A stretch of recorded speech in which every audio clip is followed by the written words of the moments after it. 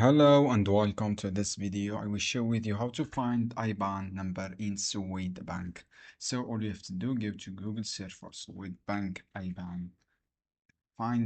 You will see different page. So friends, scroll down, click IBAN calculator, this page, and then all you have to do in this page, click accept all this term. So friends, to get your IBAN calculator, you have IBAN calculator here, you have IBAN check.